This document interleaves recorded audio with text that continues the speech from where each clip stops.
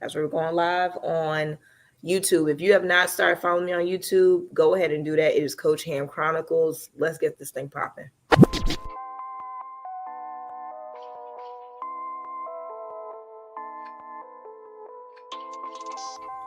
And you are now listening to Coach Ham Chronicles, the show that spills all types of leadership tea for your everyday life. Here's the deal. If you have not already subscribed, make sure you click that red button at the bottom. Definitely sign up for any program that you deem feels worthy. I can't wait for you to meet my guest today. It's going to be so freaking dope. Make sure you grab a pen, a pencil, a notebook, an iPad, whatever it is, or better yet, your phone. Definitely take some notes because this guest is about to drop all types of gems. So, hey, sit back, relax. Definitely listen the whole way through because you already know I'm about to give you a couple of extra things at the end. All right, let's do this. All right. So before I bring this individual on, I had to, of course, get my thing together. So before I bring this individual on, I'm super excited to introduce you to this man of the hour. This is a Black executive. He's going to kind of go into his story of how he came to be, but this is my LGBTQ plus edition. So for those of the Rainbow Coalitions of Bennington, this is definitely for you. So let me go ahead and bring my brother from another on. Well, what's up? Well. Finally, 2 hours past due, decided to show his black ass up. Listen, this is what happens when you run in the show, right? You got to stay after work. You got to build the team. You got to keep them encouraged and motivated. Then you got to bring your black ass home. Okay. Okay. Well, before we get into that, let's introduce you. Who are you? Why are you so freaking dope? And let my people know, like, who Mr. Robinson is. Yeah. Hey, thank you so much for having me be a part of your show. I really appreciate that. And you got to come on my show. So, you know, it's already going to be, we're going to lay it out. I'm coming back with you being our first guest for the season. So, yeah, I'm Sean Robinson. I'm born and raised in Philadelphia, West Philadelphia to be exact. Moved to DC at the age of 17. And worked my way up for the last 30 plus years. And I'm back in Huntsville. I have a great fiance, Huntsville, Alabama. No, listen, I've had an amazing career and very, very ups and downs, life changes, challenges, all that. But I feel like settling in Huntsville has just been a amazing decision, the best decision I made, not only in career advancement, and opportunities, but also an opportunity to meet an amazing man who I am engaged with. We just purchased our first house together. We just moved in, I know, right? With 5 dogs. So his name is Christopher LaShawn. Definitely check him out. He's also an R&B singer here in Huntsville. Also, I have 5 poodles. I have Jackson, Willow, Zori, Aza, and then and those are standard poodles, and then I have one Shih Tzu named Hamilton, which we call Hammy. So, we had an opportunity to create. It's an amazing life. I really can speak to growing up in the inner hood city, and I capital H, in a time where drugs were literally popping out like up the side in terms of crack and cocaine, right? And then being able to make it out of Philadelphia, working for an agency that is, held to a standard of prestige around the world. So, yeah. So that's a little bit about me. One of my favorite things to do now is play tennis and watch TV and spend time with my family. Okay. All right. Well, Mr. Tennis, we're going to get into it. So one thing that you definitely mentioned as you were going through your introduction is that you had settled in Huntsville, not even settled down. You settled for Huntsville. I said what I said. I heard you. But you are in this amazing relationship with this brother. And for those who definitely have not checked him out, I'll definitely put his information in the comments and his description, and Sean will make sure that you guys listen. Like, this man has a voice of an angel, so definitely go ahead and check him out. I'm like, okay, he got that panty dropper stuff, and I mean, the man is fine as I'm just gonna put it. I mean, but yes, the man is gay, and he got a man. I guess I'm looking at He him tells now. them, yeah, he's very open about it too on But stage. God, whatever.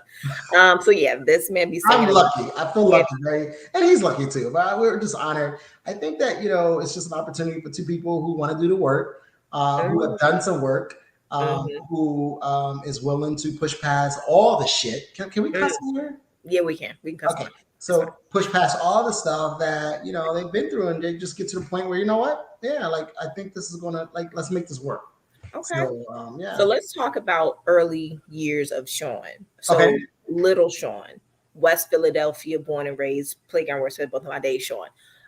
How did little Sean get to where he is as a corporate exec, a bisexual corporate exec, and a black man? So for those who are on wisdom right now, that I see that the numbers are coming in. We are talking about being black, LGBT, gay, bi in corporate America.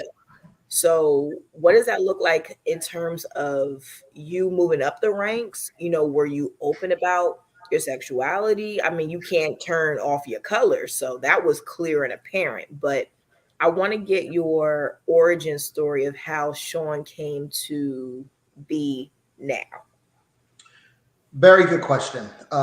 So I was raised by a single mother, so a lot of independence and drive was reared in, or assert, or what's the word I want to use? Already tealed in me, right? So very from the beginning, in terms of responsibility and accountability, was like as the middle child, single mother. Always the one that was needed to be and I'm sure middle children wherever you stand in the family, there's a sense of responsibility that you I held, and so I always wanted to work for this agency. I Hmm. did have a couple plans before, or in terms of where I wanted to be, but I ended up settling. And so when I got into my or where I'm currently residing at, in terms of employment, I didn't have time to think about being gay. And in fact, I did not even know that I was attracted to men until maybe about 6 years into my career. Really? Yeah, so working in corporate America and working in the workplace, I was dating people. I was dating women. I had girlfriends, and we were to talk. I was new. I started working at 17, so I moved Okay. at the age of 17. So that should tell you, moved from Philadelphia to Washington D.C. Yeah. All on my own. I didn't know anybody. So, I didn't. AKA, you were reckless and you were ratchet. So I wasn't maybe reckless, but not ratchet. Okay. Okay. Okay. Okay. so again, being the middle child, in my family, and the way that my mom had me positioned to kind of like, I was paying bills. I was going to the store getting things that my brothers were not doing, and I come Right. from a family of a lot of men, Okay. so there was just a lot of things that I had to do that my brothers didn't have to do. So and I have sisters, right? So, but one was much older and one was way younger that came later, right? Okay. Um, I think what's pivotal is I moved into a white male dominant environment, right? And that was not what I was ever used to. I had a couple of white male teachers, but never in terms of leadership or of holding me accountable. Damn sure not holding me accountable. So there was just a dynamic that started developing in Mm, terms of what it looked like in terms of racism. I didn't really, when you're in your own street community, you don't experience any racism. It just wasn't part of my everyday thing. yeah. And so dating women and being involved in that, it was, what was more of the focus was being black and not being fired. Mm, okay. That's really what it was all about at that time. So when I did, one day I was at a party, and so I'm a third generation bisexual. So that means that my mom, after she got divorced, ended up dating same sex women as well, and fully went straight lesbian. And my grandmother, her mother, who also was bisexual, who dated men and women, and Mm, was very clear about that in those times. And so yeah, so I celebrate that the ability to shift down this to the in terms of the, if we talk about a scale, right, to be able to Yeah. shift from one end to another, or kind of stay in the middle and then Yeah. tip over. And so I was at a party one day, maybe when I was maybe 20, oh, actually 26, I think it was. Hmm.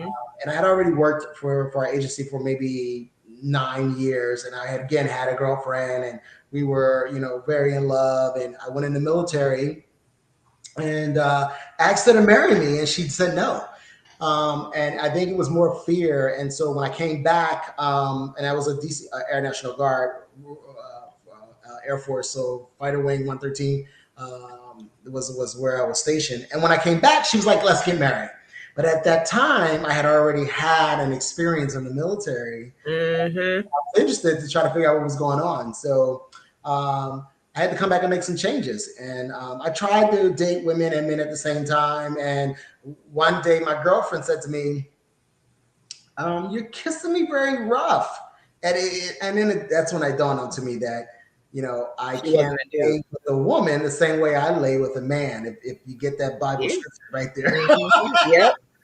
Hallelujah. Thank So you, Jesus. yeah, so that's how that's a little bit about how that first beginning. And so in terms of same gender loving people, for me, or being in the LGBT QI plus non-binary community, Right. um, uh, I didn't have time to focus on that. Trying to develop, try to get the skills behind you, to be great, to be what's the word I want to use? To go against and to be eligible for employment for next level jobs. Like, Yeah. it just wasn't a focus. And so I don't know if that, and shout out to those who are able to. So shout out. So let me reframe that. So I never was one where you can walk down and tell, right?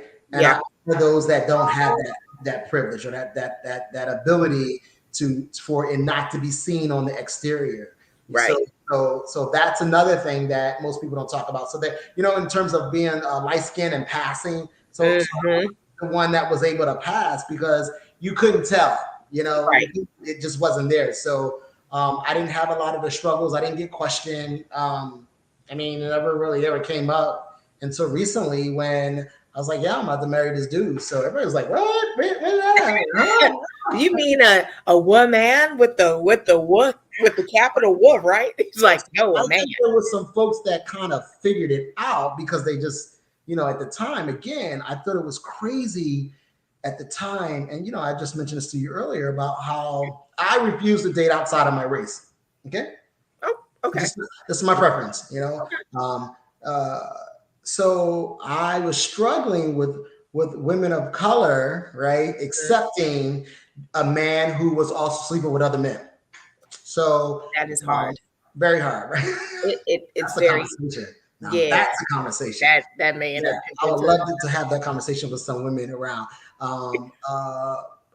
And while there were women who were in other groups that were okay with it, it just wasn't working for me. So I just yeah. decided to stay the course with men. And and when I was out of the relationship, if I met a woman that I wanted to hang out with, then that's the way we will rock. Mm. I think it's a double standard, right? And I think a lot of times we talk about that. Like for men, it's I guess, the sexual arousal of seeing women being with other women. They're like, yeah, that's hot. But then you think of like two dudes, you're like, what the hell? You got two See, sisters? right.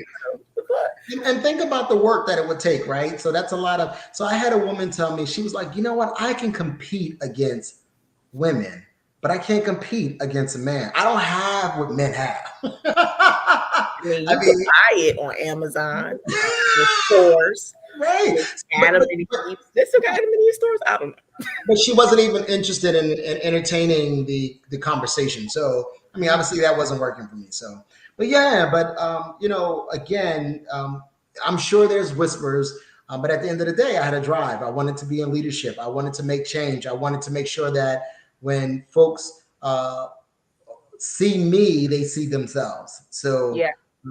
and even with my staff, like they all know that that I have a fiance and his name is Chris. They know that. Now they may not see pictures, and again, it's just because my life isn't structured for me to jazz up my office with family photos, and I don't just come from that environment. I feel like I was raised in my agency, so I don't have we don't. And I'm black, so we don't boast about things that it's just not part of our culture. So Yeah. Yeah. So do you think it was at any given point, so as you mentioned earlier, that there wasn't a tell, right? Like I think when I first met you, I just saw a very good looking, light-skinned brother with green eyes. So people who are so my folks who are listening on Wisdom, because you cannot see what I'm looking at, Sean is a very handsome male. He has a fully loaded beard with this grayish, Clooney thing he got going on. He has green eyes. So of course, when I first met, Sean about maybe now 6 months ago, I was like, oh, that's a good looking brother. I got a slew of females that's single friends and just set him up. And of course, me being me, I'm like, all right, well, he ain't talking about nobody for real. So he probably got nobody at home. I said, I got a bunch of people. And then he's like, pause. No, I'm not dealing with a her. I deal with a him. And I said, That's right. I remember. Yeah. That just messed up my whole girlfriend. So sorry, y'all. I tried. Y'all can't say I ain't tried. I tried, and blame Sean. It's his fault. I receive every bit of that. Well, I feel like there's no need because I mean, I felt like, and I get that a lot. And, I appreciate it. But again, if I would have gone down, like think about the people that have gone down that route, and then it causes, confusion, especially if people aren't being honest. Right. And so, Right. and then that then puts doubt, which is one of the reasons why our culture doesn't engage it in terms of women with bisexual men. I mean, and I'm not saying that there aren't women out there of color who are interested. That's not what I'm naming. I'm saying that it's not my experience. Yeah. So let's talk about, Sean, the boss. Yeah. Was there any point in time before you got into this leadership position that either your race or your sexual orientation kind of put some brakes where you couldn't move up? Or did you feel as though some people were looking at you sideways and you thought it might have been for either or? Yeah. Specifically in DC, at our site. Yeah, I felt like, obviously, black men are already looked at as aggressive, right? So overly aggressive, overly, there's a presence that. So let me back up. Men have privilege. True. When men roll up in a room, right? So I can't take away that I'm being a man, that I show up, that I'm not seen. However, being in a white dominant, full of privileged people, right? There's a lot of times that has forced me to be seen, because it's oftentimes in our agency where they don't see you intentionally. They hear you and they are, I don't want to use the word afraid, but what I would say is they are, they're cautious. Cautious. Good. Actually, that's the word, cautious. Yes. Because they know that we are we're driven. We're driven, and we have a sense of skills and excellence that brings out their mediocre talent and skills. You said it, not me. I did. That's a fact. And so, when we have to force ourselves to be in those rooms because we want to be in leadership so that we can make the change. Because I'm going to tell you, some people, you can't make no change if you don't get to the table. And I learned that a long time ago, where I was like, oh, I got time for that. I'm not dealing with that shit. The white people can go ahead and have it. Oh, but then I didn't want to sit back and go, oh, these policies don't make sense. Or I don't like the way that they doing this, or how they get their friends to be promoted. And so somebody said to me, why are you complaining when you refuse to make room, get to the table? And I was just like, oh, so, and then it hit me. You gotta do the work to get to the table, whatever it takes, get to the table. And now that I'm at the table, I'm able to make some changes. Right. So being black now being, sleeping with men, being bi, and I'll use that word interchangeably, being gay and bi. Like for me, there's a choice in being gay, identifying as gay. But the fact is, I have the capability of being romantically and sexually and in a committed monogamous relationship with women as well. It's just that I choose to sleep and be committed to this man. Like this is my partner, my spouse, my everything. So however people want to frame that, I'm okay with that. Yeah. But because I do believe that it hindered me in some areas where there was gossip, and I do feel that it threatened. And again, I had a few black male leaders where just a very few, and they were just really at the end the area of their retirement, and it was more about them coaching and mentoring. But I think that not but and more of the white privileged male who were on the board in terms of hiring me. I think there was some sense of that, just a little teeny bit in that tank in terms of whether they wanted to deal with that inclusiveness, right? So we talk about diversity, equity, inclusiveness, like that. That's something that for our agency, I just came about within the last couple of years, right? And even then, it's shitty. I said it. It point blank period. It sounds good to the naked eye for Not the only those person that are in America. It looks good because you're not trying to get dragged on Black Twitter. But at the end of the day, behind those octagon looking walls, it's still the Caucasian audacity. It still is everything beige and nothing that is got any seasoning or some adobo or some bacalao. Like it's bland, point blank, period. The policies are dry. There's no innovation. There's no real life creativity. It's very much, stick and mortar, and that is how it is. And whether or not we start talking about, being, really inclusive and really equitable, what's going to have to come down is that fear of either looking dumb, sounding dumb, or better yet, putting that ego to the side. Which is huge, which is not common for their people. I mean, let's just keep it real. Like putting ego to the side. And Patrina King, who sent me an article the other day about how white people just can't keep it real. They just can't. No. And here's the other thing. They are afraid to be uncomfortable.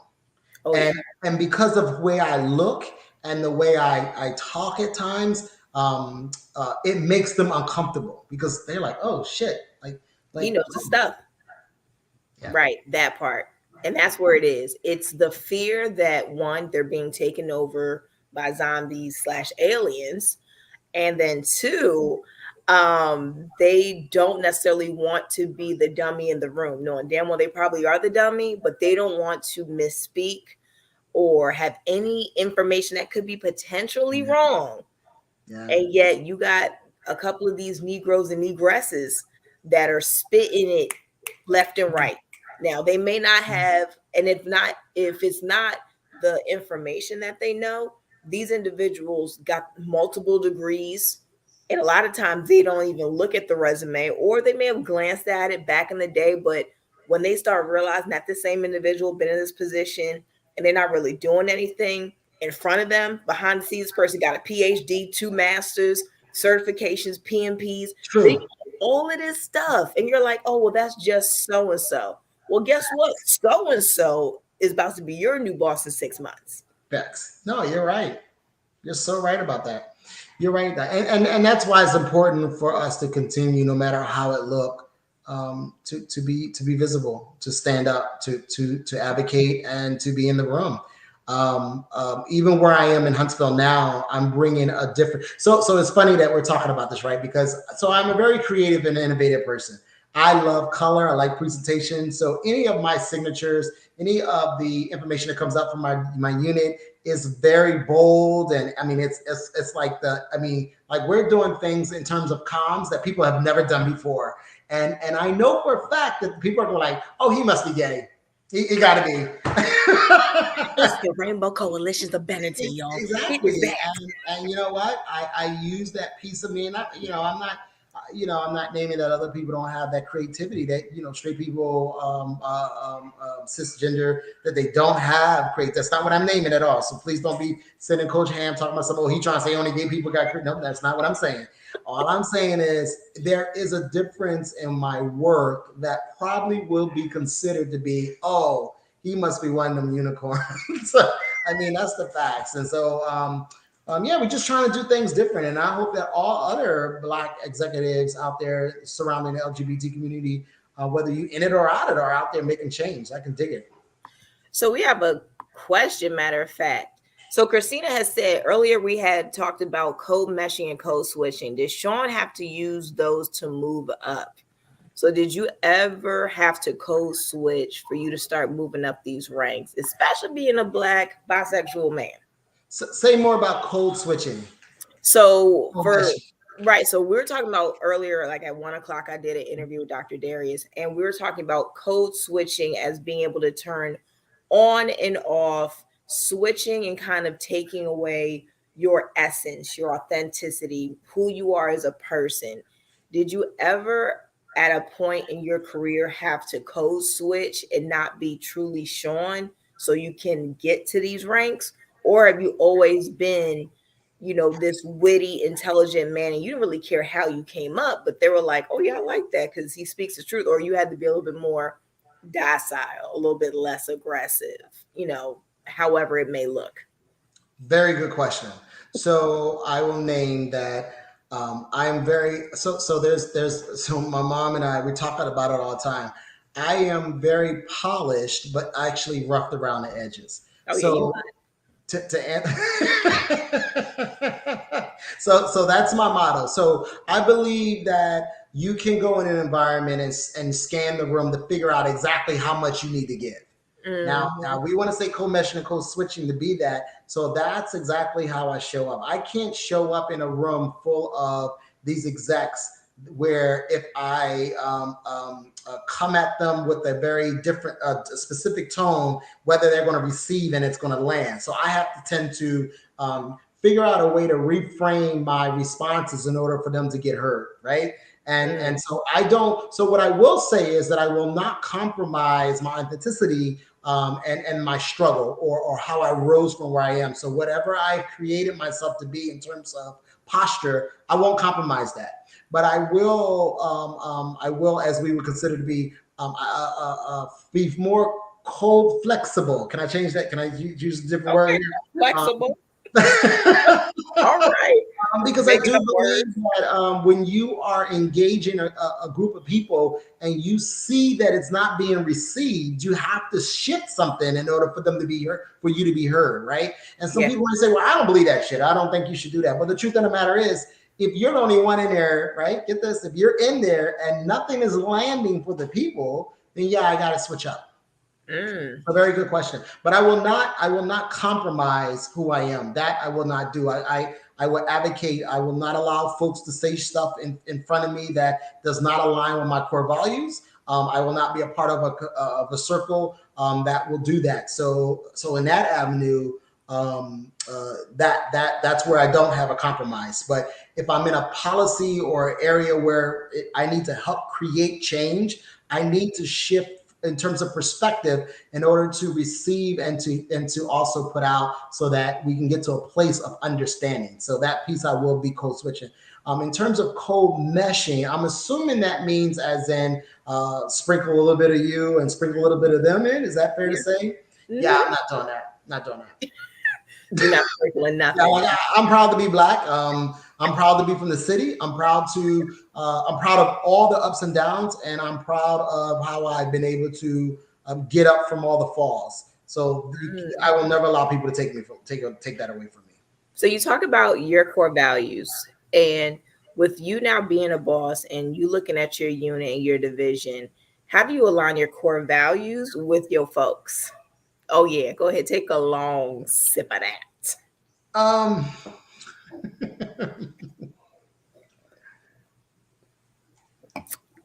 just wanted to hear that. So we're about to get a little deep here. Yeah. so first of all,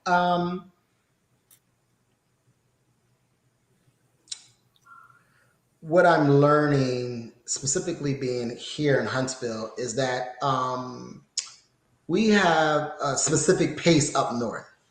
In terms of work, our work ethic, the how we want things in terms of to be of good quality and good standard, and um, fear exists in a lot of areas, but not at the level that I've seen it here. So when I say fear, so you know how you get a little anxiety or you get a little fearful when you're about to speak. That's good stuff for me. Like I like to feel that because that's what helps fuels my my my stand, my intention, how I get how I move. Right. It's not a fear that stops me. Right. One of my core values is to be in community. And I feel like, in terms of being in a community, it's a harmony amongst the team. So I do a lot of work around getting to know each other, right? And to be respectful for each other and to be loving to one another. And so people are like, well, why do you want to love people when you're in a workplace? The truth of the matter is that helps create the trust.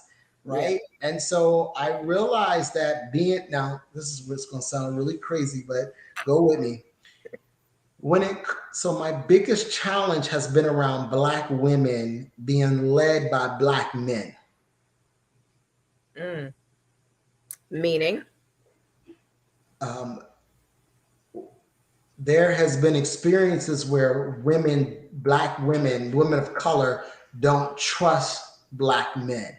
And that filters into the workplace where you have a leader who is showing up caring, showing up motivating and encouraging, showing up trying to create opportunity, showing up to provide you resources for you to be great, and then you not trust it because of past experience. So when I say past experience, you know what I'm talking about, right? Whether that was at home, whether that was in a relationship, whether that was in school, whether that was a good friend, there's a sense of trust that our community, in terms of Black culture, that we just don't give. We just, like, you got to work hard.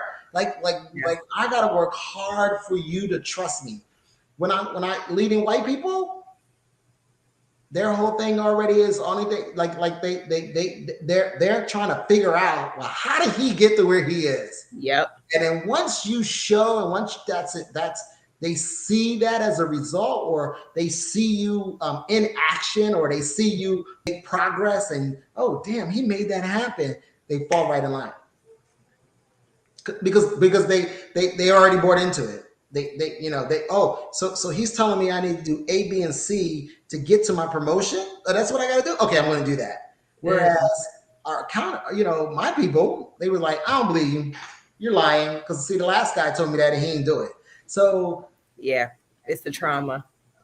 Oh, that's it. I love that word. Yes, it's the trauma. Trauma. It's literally the trauma.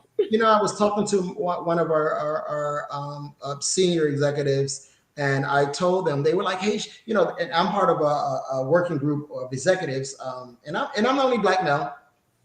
I'm okay with that, because I'm used to being the only Black in the space, so I'm okay with it. And she said to me, what do you think we as a leadership team need to work on? And I said, trauma in the workplace. And she's white. And she said, I don't understand what that is. Like, what do you mean trauma? I'm like, listen, every time a person gets denied for advancement, that's trauma. Every time they get told that they need to check in and check out because they didn't do the policy right, that's trauma. Every time you tell them that they're not doing well, that's trauma. That's workplace trauma, right? Every time they see their colleagues who aren't doing the best of work that they're providing, that's trauma. And then there's trauma that folks bring from the house. The trauma where they walk by to go to the store and it was ignored, or, somebody covered the cash register, or, they clinched onto their purse. That's trauma. That's all that's trauma. Or let's talk about Black men dying. That's trauma. Yeah. So I had to, and again, if I wasn't in the room, get this, people, if you aren't in the room, you can't bring awareness. But you know what? It's funny you say that, right? Because it's the bringing awareness, which I'm all for. But then it's also the fact that some of these people just don't believe that trauma exists. You got to stay in it. And You got I'm going to be as real and really real that specifically for white women and white women that are executives, they don't never think that this trauma is real. Like they think and truly believe that it is made up, that this is just some over dramatic thing, incident that we're just happen to be dealing with.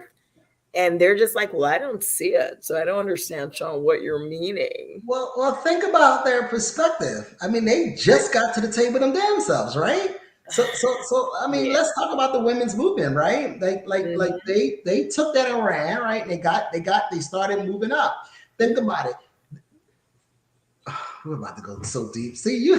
Thank you. So think about it. What do and so if those are white women out there, I don't have this be absolute. I want to be very clear. This is just my perspective and my opinion. But think about it. Most white women don't do nothing without the say so of their white husbands, Facts. right? Oh, So I'm so about even to so, follow in like 2 minutes. Oh, what so up, even Ariel? so even if they had an opinion, guess what they won't do? They won't support it because guess what? Their husbands aren't going to support it. Mm. I mean, but then also let's go a little bit further, right? Like, let's take this all the way back. Jim Crow, slavery, Yeah. that while Massa was doing all of his janky stuff, you still had a woman in position of power that was making moves, grimy moves nonetheless, but yet she still had a place.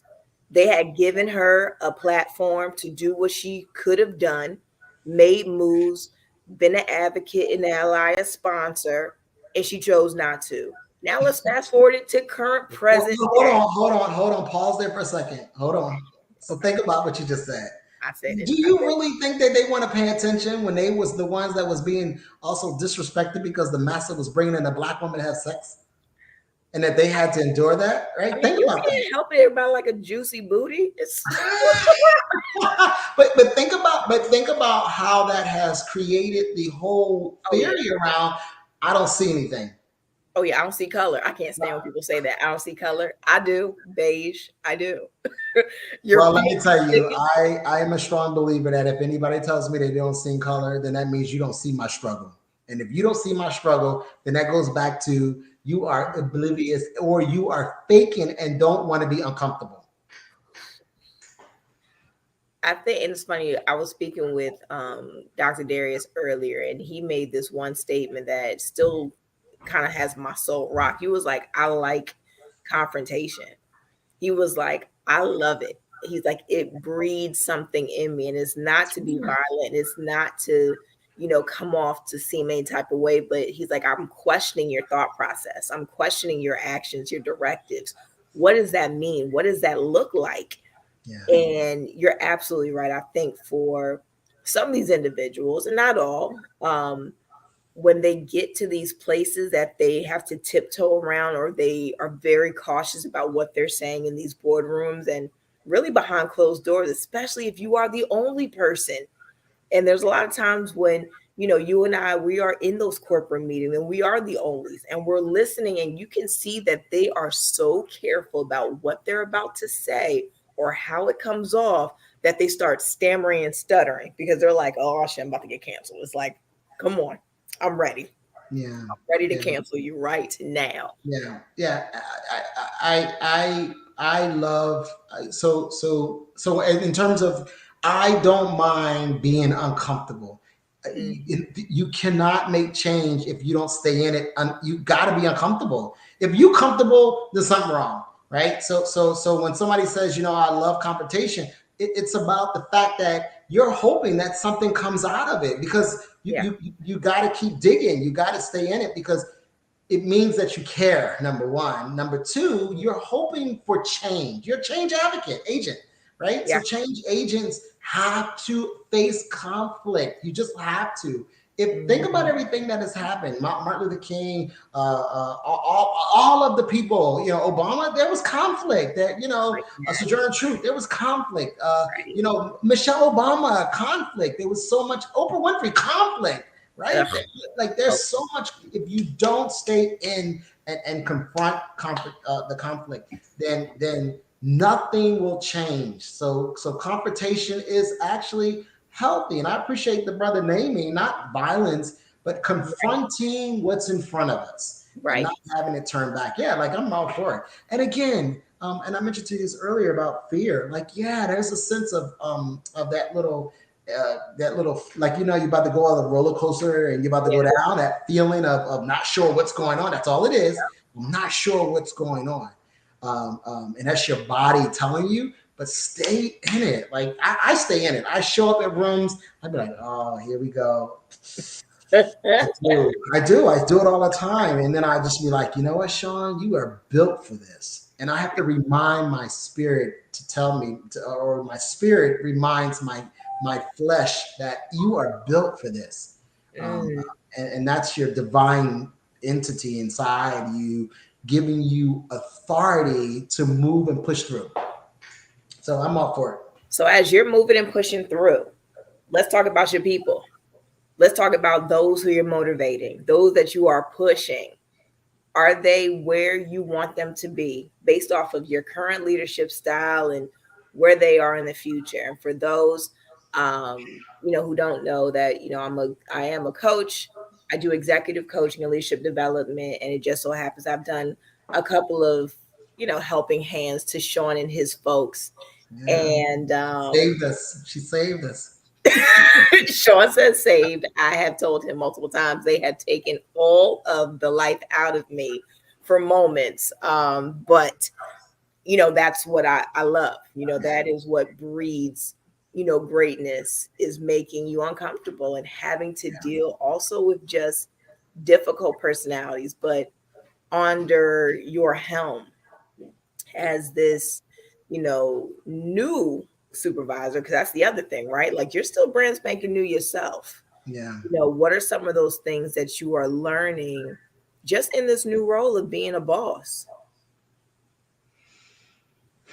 So I skipped the whole supervisor piece. I don't know if I ever told you that. I thank God I skipped the piece. So I went straight to another level of executive in terms of leadership, right? So I That didn't was nice to know ahead of time. Tk you. have. Once again, I told you I got bamboozled. I knew it. I knew it. Most of what I probably am dealing with or dealt with, um, I should have probably experienced years ago in that other lower level executive, right? So Mm, I never did that. I went straight from here to here. Like it was just a big jump. And so I thought that where my unit is, that everybody was just there. mm. I just thought that they were just high performing. I rolled up and I thought that they all were high performing. I feel like that's what was sold to me. Shout out to Peking. Shout out to Patrina. well, I didn't get her Yeah. until months After. later, right? So that was the in terms of my blessing, Yes. to help me understand the difference, because I was used to working in DC at this high level of performance, Right. and maybe the high performance is just kind of where I measure it at, right? And Right. then when I got here, I didn't realize the development that was needed. I thought that the team was already like synced up, cohesive, in harmony. I want to use that word, in harmony. You got trash. Shit, look, shit. You got bona fide trash. Um, one of my employees I actually met prior to showing up as the boss. Okay. And we met in a drag show. I was out with my boyfriend. He's my boyfriend at the time. We went to a drag show. Y'all got those in Huntsville? Yeah, girl. Listen, don't sleep on Huntsville. Don't y'all sleep on Huntsville. Listen, I tell you, I'm about to marry one of the best R&B artists out here. I'm trying to tell y'all. Y'all see his album. Look, I'm gonna shoot you his new song. So she had already. Oh my God, he's gay and he's black. Like, so I already came in like she was like, mm-mm, mm-mm, mm-mm. And I would have thought the opposite. I would have been like, yes, okay, queen, No, yes. no, And she no. said, Well, everybody don't go by queen, so that's right, right. Yeah. You're right. I'm See, like, y'all, yes, you gotta queen. let the people know. No, but so I come in happy, carefree, loving everybody. And they said, Listen, but then shut there's a piece that was like, get the work done. Like this is how it's supposed to be. Here's your here's my, laying the rules and expectations down. And I created a expectation that was false. And when I say false, it wasn't reality for them to reach. It was unfair to them. They had not experienced this. They had not experienced me. They did not experience me. Had no clue the work ethic, and I had no clue that they wasn't where I was used to for 30 years. So it was tough. And I think you helped me. Katrina came in, Miss King came in, who then reminded me of the level. right, right. And then I was High like, caliber work. oh. And then she brought you in to help with the coaching. And I think you helped me um, uh, not tear down the expectation, but create some milestones and help them get to that. It was so I needed the reality check. That's really what it was. It was like get yourself together. Everybody can't perform like you. That's which is why I'm where I am, right? And so I've done a lot of development, and thanks to you, I've incorporated a Tuesday team building every Tuesday. And I mean, I feel like we've grown leaps and bounds, and I can't wait for you to come back and doing another assessment so that you can see the growth, right? I really do. Yeah. I want you, I think we're going to set that up. But yeah, so it was tough in the beginning because I thought that I already have people looking in all eyes. I'm the only black male at the time that's in the area, right, in Right. Huntsville, that's leading these big, huge efforts.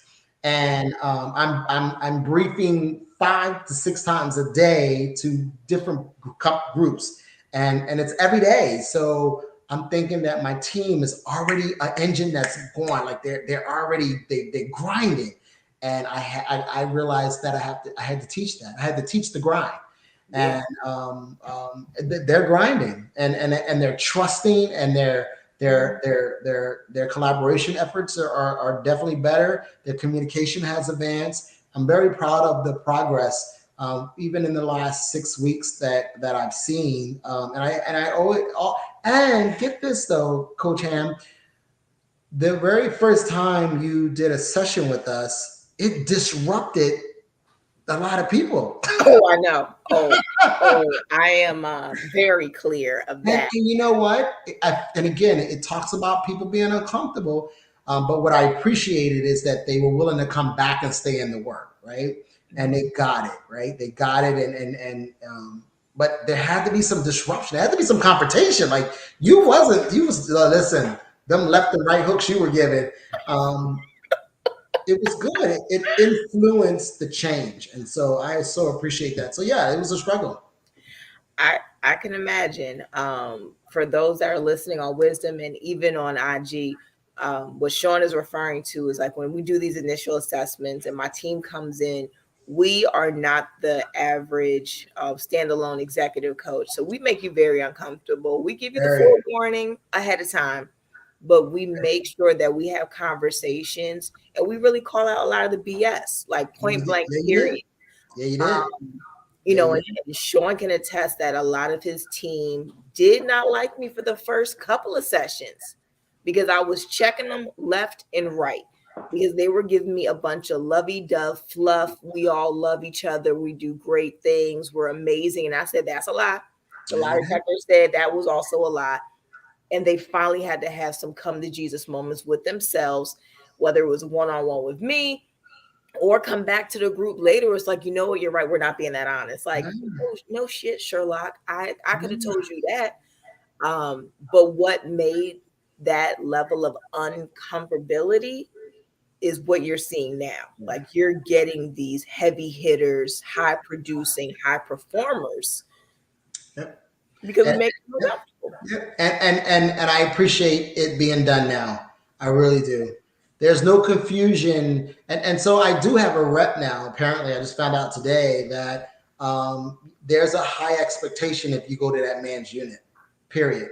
And we have some positions available, and people are really nervous because they're like, I want to do it, but I don't know if I can operate in that pace. And so I own it. I am okay with. I'm not for the weary. Sorry, I'm not for those. I'm just not. That's not my personality. We want it. And again, it comes back to, and I'm not saying that it's right. I have to do more than what the average executive has to do. Yes. Right. It's just a fact. And it's just you. Yeah. It's just, yes. I don't have, yeah. And I'm okay with it. It's been that way for the last 15 to 20 years. I'm okay. At this point, I'm okay. Will it change? It's only going to change when we get higher, higher, and higher. So that's when it's good. And then we get to make it easier for the ones that come behind us. I tell my staff all the time, you want some training? You want some development? I'm approve it. I'm telling you right now.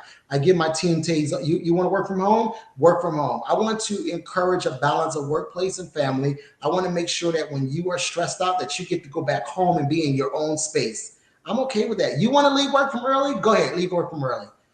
Right?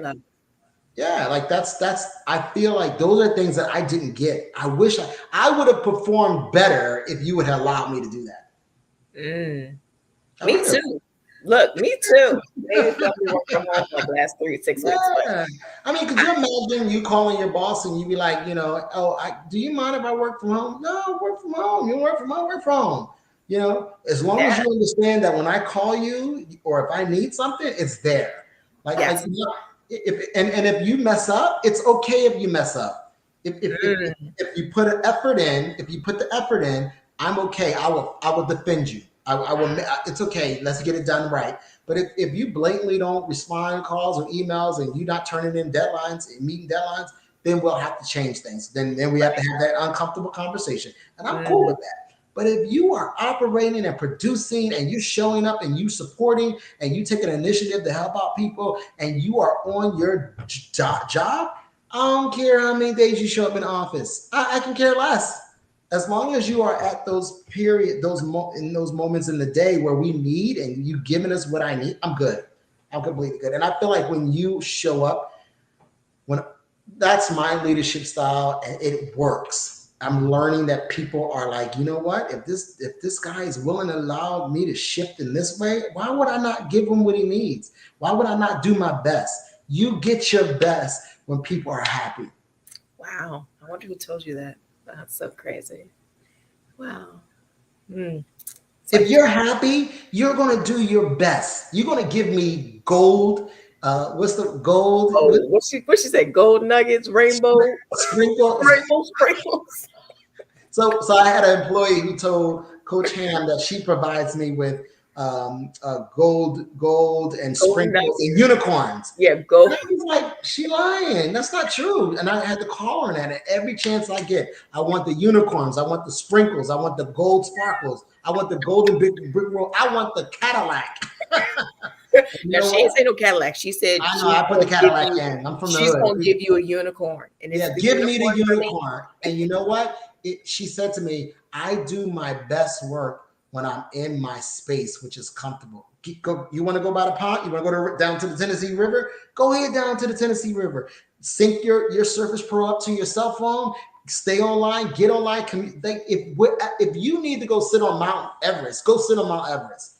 If that's going to make you great and provide me with great quality of work, do it. If you want to ride your bike and drive down to Tennessee or Kentucky or Philadelphia, wherever you want to go, but you on those calls and you getting and producing and providing results, I can care less. You want to work? You want to work in California? Go work in California for a week. Go ahead. I would love that. Sounds good to me. I think what makes you a very different type of supervisor now is you're allowing the autonomy. Yeah. You are finally got your team into a place where you're trusting them. They now trust you, it seems like. And for that, they are doing what they're needing to do, which also allows you to focus on other things. So, before we wrap up, what would be some key takeaways for those that are still, let's say, maybe 10 years in the game of their careers and they're looking to move up and they're not really sure? They're either, afraid to be open about who they are, or, maybe in the back of their head, there's a fear that they won't get certain things because of who they are. Yeah, that's a good question. Your sexual orientation does not define who you are. That's just a part of you. Mm-hmm. It's no different. There, it just isn't. It's just how you love and who you want to be. Spend the rest of your life with. That's all it is. It's a big piece in terms of your power. But there's so much more to you that you can present to the world. And I don't need you to shut that piece down, because that's who makes you who you. What I would invite is, don't allow that to to to to have you not be in the room. Mm. Okay, and there's gonna, like, that's your superpower. And what I would say is, don't be afraid to be fully you, because in you, your superpower will show up and it will make you dynamic. Like, you will be amazing. You have something that nobody else has. You Mm. are different. You are vibrant. You are loved. You are made of love, right? I want to make sure that's very clear. So go out there and do what you've been designed to do. You were created. You two DNA pieces of DNA was put together intentionally. Okay, that created you, and you were already there was a sense of who you were in the womb. Okay, and you are destined to do great work. And in order for us to have or do our purpose, we have to take every opportunity to make change in this world. And I feel like that's what our purpose is. Part of our purpose is to help create the change. And we need you. So get to the table. It is going to be tough. It's going to be hard, but get to the table, because somebody else is at the table who is just like you. I'm here to tell you, you'd be surprised how many emails and chat messages I have gotten. You'd be I bet. surprised. You'd be surprised. Even for those specifically surrounding gay and lesbian and transgender, um, you would be surprised how many people are already at the table. Get to the table, bring all of you, and just celebrate being there and make the change. It's going to be hard, you've done the work. You've done the work. Okay. On that note, Ayala Black Van Zant Robinson over here has pretty much closed us out with the sweetest prayer on known to man. Oh, listen, I love my people. Go ahead out there. Listen, let me tell you something. LGBTQ, questioning, non-binary. Listen, there's it's special. I mean, Yeah, y'all got all the letters. Y'all gonna took all the damn letters. Y'all are that special. Y'all are so special that y'all have more. see, we need to have Y'all another got group. 15 of the alphabet letters. Y'all gonna take Well, everything. that's because the groups have never been actually acknowledged. So everybody want to be acknowledged. It's no different than the struggle. I mean, I want all to be groups have acknowledged struggled as at a some point. Chick-fil-A sandwich. Can I get a letter? I'm Well, just saying. Chick-fil-A is not interested in the LGBTQ plus. They just aren't. But the Right. And food that's is why they good. closed on Sunday. The devil. Okay. All right. So Listen, before we roll, I want to thank Sean for taking the time. It's been fun. I'm so glad we got to do this I before. know we have to do it again. You got Yes. to come on my show. You got it. It's called Refuel, and Okay. it's a similar to a podcast that is about refueling us for the get us from the big work day, and just refuel us for the weekend and get Okay. us charged up for the weekend. So we have a great time. I cannot wait to have you on. I'm so pumped up about that. I'm okay. I'm with it. So for those who are on Wisdom, and for my folks that are here, make sure you have subscribed to our YouTube channel, which is Coach Ham Chronicles. You can also check out our podcast, which is the exact same thing on Spotify, Apple Podcasts, pretty much anywhere of your podcast pleasure. But until next time, have a great night, be safe, and peace. Be blessed, people. Be great. Excel.